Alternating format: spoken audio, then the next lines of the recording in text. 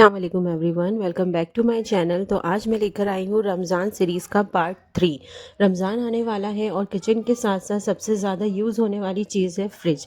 इसलिए अगर अभी से हमने अपना फ्रिज ऑर्गेनाइज़ नहीं किया तो रमज़ान का आधा टाइम और सामान ऐसे ही वेस्ट हो जाएगा सामान ढूंढने में।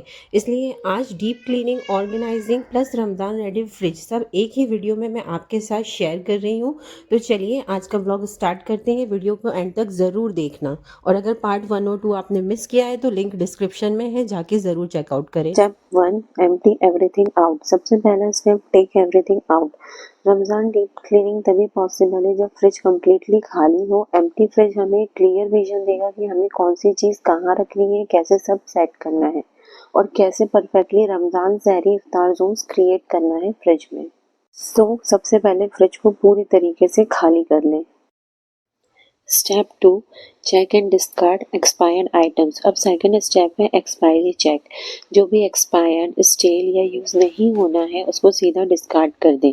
इस स्टेप को हर 15 दिन में फॉलो किया करें। ऐसा करने से कभी भी कोई एक्सपायर्ड आइटम एक्स्ट्रा स्पेस नहीं लेगा फ्रिज में और साथ ही कभी भी कोई भी चीज़ अननेसेसरी ख़राब नहीं होगी और फ्रिज हमेशा ही क्लटर फ्री रहेगा। इसलिए इस स्टेप को हमेशा हर 15 डेज़ में आपको फॉलो करना ही।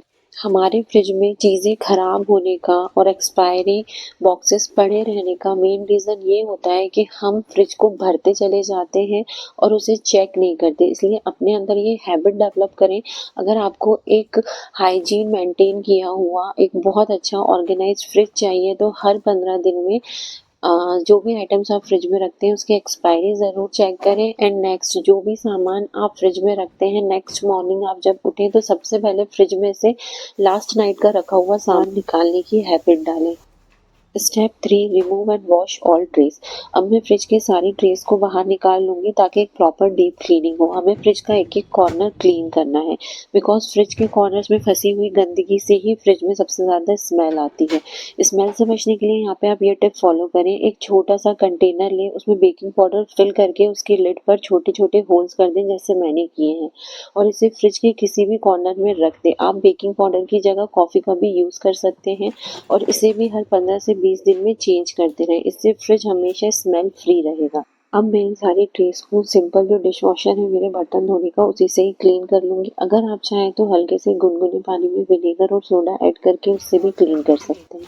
अब हम सारी ट्रेस वगैरह को अच्छे से ड्राई होने के लिए रख देंगे और अब फाइनली बारी आती है हमारे फ्रिज को रमज़ान जोन्स में डिवाइड करके क्लीन करने की। Step 4, freezer deep clean. Deep cleaning start करते हैं फ्रीज़र से। यहाँ सबसे ज़्यादा आइस और हिडन डर्ट होती है। यहाँ हम हेयर ड्रायर हैक यूज़ करेंगे। इसमें फ्रीज़र क्लीन करने के लिए मैं हेयर ड्रायर यूज़ करती हूँ ताकि जो बर्फ़ है वो थोड़ी मेल्ट हो जाए और जो भी जमी हुई गंदगी है वो इजीली रिमूव हो जाए। इससे स्क्रैपिंग की ज़रूरत भी नहीं पड़ती और क्लीनिंग फास्ट हो जाती है। हेयर ड्रायर को एक पर्टिकुलर डिस्टेंस से हमें यूज़ करना है, बहुत पास में रख के चालू नहीं करना है। इसकी जो गर्म हवा है वो इस जो आइस है उसको मेल्ट करेगी और क्लीनिंग में हमारी हेल्प करेगी। देखिए अब जब आइस सॉफ्ट हो गई है तो ये इजीली रिमूव हो जाती है। अब यहाँ पे मैं पूरा फ्रीज़र वाइप करके क्लीन कर लूँगी। यहाँ पे नॉर्मल जो सॉफ्ट स्कॉच होता है उसको मैं यूज़ कर रही हूँ, इससे इसको स्क्रब कर लूँगी और जो नॉर्मल डिश वॉशर होता है उसी से पूरा क्लीन करके और जो माइक्रोफाइबर टॉवल होता है उससे वाइप आउट करके ड्राई कर दूँगी। देखिए यहाँ पे मेरा फ्रीज़र बहुत अच्छे से एकदम परफेक्टली क्लीन हो चुका है।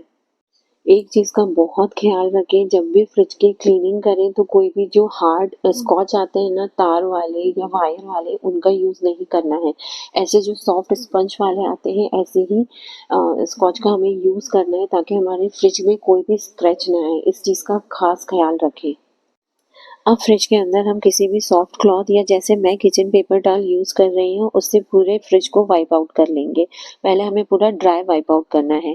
कॉर्नर्स और डोर रेक सब पूरा क्लीन ज़रूर करें। अब हम नॉर्मल डिश वॉशर से एक सॉफ्ट स्क्रबर से पूरे फ्रिज को क्लीन कर लेंगे। अब हम पूरा वाइप आउट करने के बाद एक ड्राई माइक्रोफाइबर क्लॉथ से फ्रिज को भी ट्रस्ट मी गाइस, लोगों को फ्रिज क्लीन करना बहुत ही थका देने वाला काम लगता है, लेकिन अगर जैसे स्टेप्स मैं आपको बता रही हूँ, जो चीज़ें मैं आपको बता रही हूँ, अगर आप उसको फॉलो करेंगे ना तो आपको डीप क्लीनिंग में कभी भी बहुत ज़्यादा टाइम नहीं लगेगा। बहुत इजीली आपका फ्रिज साफ हो जाया करेगा और हमेशा ही बहुत अच्छा क्लीन ऑर्गेनाइज्ड और मेंटेन रहे। Step 5, dry and set everything back. सब ट्रेस ड्राई करके वापस सेट कर देंगे। अब स्टार्ट होता है हमारा रमदान ऑर्गेनाइजिंग।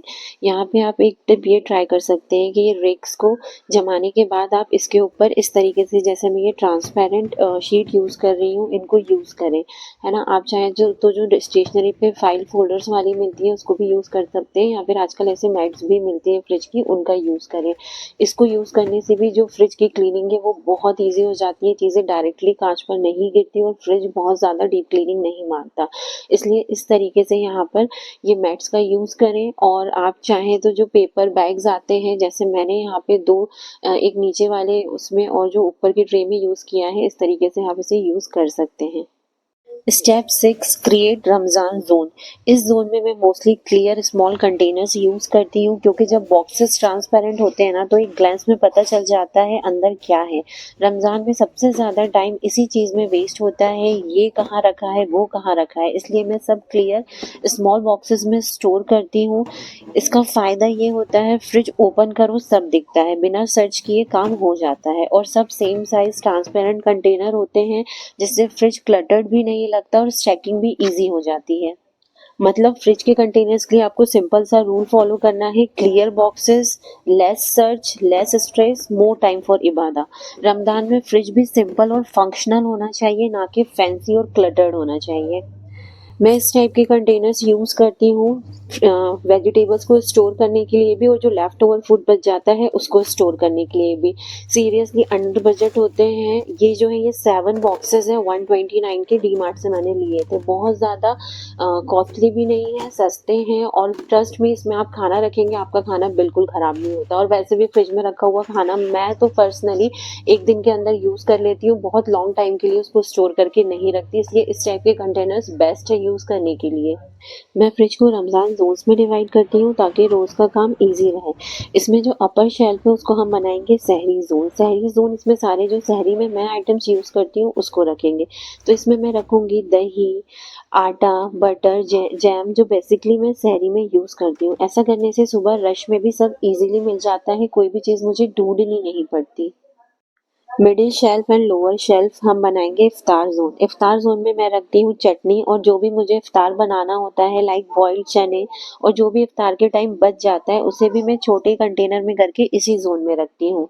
मेरी कोशिश यही होती है कि मैं जो भी बनाऊँ वो उसी टाइम पूरा हो जाए, रोज़ फ्रेश ही बने। लोअर शेल्फ में मैं रखती हूँ डेली वेजेस जो यूज़ होती है इफ्तार टाइम पर, हरी मिर्च, टमाटर और फ्रूट्स। चॉप्ड वेजेस भी मैं इसी में रखती हूँ। सबसे नीचे बॉक्स में मैं रखती हूँ जो भी डेली की वेजिटेबल सब्ज़ी वगैरह होती है, उसको पॉलीथीन में रख के मैं सबसे नीचे स्टोर कर देती हूँ। तो इस तरह से मैं अपने फ्रिज में इफ्तार और सहरी ज़ोन डिवाइड करती हूँ। लेकिन इसके अलावा भी बहुत सारी चीज़ें होती हैं जो रमज़ान के टाइम पे यूज़ होती हैं और जिनका प्रॉपर स्टोर करना बहुत ज़रूरी है। जैसे कि जो हम बेसिक रेडीमेड मसाले होते हैं उनको मैं फ्रीज़र में स्टोर करती हूँ। जो पैक्ड पैकेट होते हैं उनको एक साइड रखती हूँ, और जिनको मैं ओपन कर चुकी होती हूँ उनको भी प्रॉपरली अच्छे से एक साइड रख देती हूँ। तो इस तरीके से मैं अपने फ्रीज़र में ये सब स्टोर करती हूँ। और जो गोश्त वगैरह होता है उसको भी मैं जो लंबे कंटेनर मैंने इससे पहले आपको दिखाए थे उसमें स्टोर करके फ्रीज़र में रख लेती हूँ। इससे स्पेस भी कम यूज़ होती है और बहुत क्लीन और ऑर्गेनाइज फ्रीज दिखता अब है। आता है daily use door zone. Door section daily use items के लिए, जैसे कि सॉसेस, ड्रिंक्स, वाटर, और जो रोज यूज होता है वो फ्रंट में, और बाकी भी जितना सामान फ्रिज में रखना होता है वो मैं यही रखती हूँ।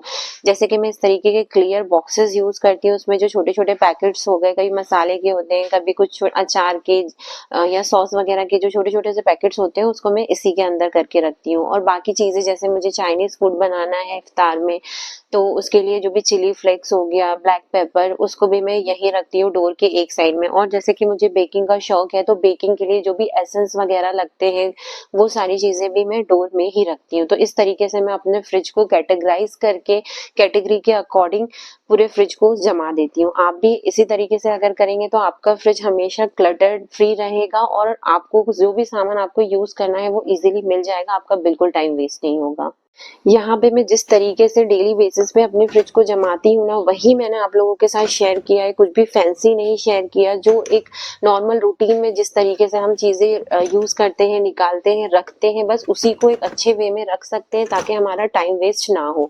और ये सारी चीज़ें, जितनी भी चीज़ें, कंटेनर्स वगैरह भी मैंने यूज़ की, ये सारी अंडर बजट है। बहुत ज़्यादा पैसे खर्च करने की आपको ज़रूरत नहीं है। अंडर बजट रहकर आप अपने फ्रिज को बहुत अच्छे से ऑर्गेनाइज कर सकते हैं इन स्टेप्स को फॉलो करके। तो ये रहा मेरा फाइनल रमदान रेडी फ्रिज। अब मेरा फ्रिज कम्प्लीटली रमदान रेडी है, क्लीन, ऑर्गेनाइज्ड और स्ट्रेस फ्री, ताकि रमजान में पूरा टाइम सिर्फ किचन मैनेज करने में ना चला जाए। अगर आप भी रमजान प्रेप स्टार्ट कर रहे हो तो कमेंट में ज़रूर बताना फ्रिज रेडी हुआ या अभी बाकी है। और अगर आपने मेरी रमजान प्रेप सीरीज़ के पहले पार्ट्स मिस किए हो तो डिस्क्रिप्शन में उनके लिंक्स मिल जाएंगे, वो भी ज़रूर देख लेना। मिलते हैं नेक्स्ट व्लॉग में एक और सिंपल रमजान प्रेप के साथ। अल्लाह हमें रमजान का बेस्ट यूज़ करने की तौफीक दे। आमीन।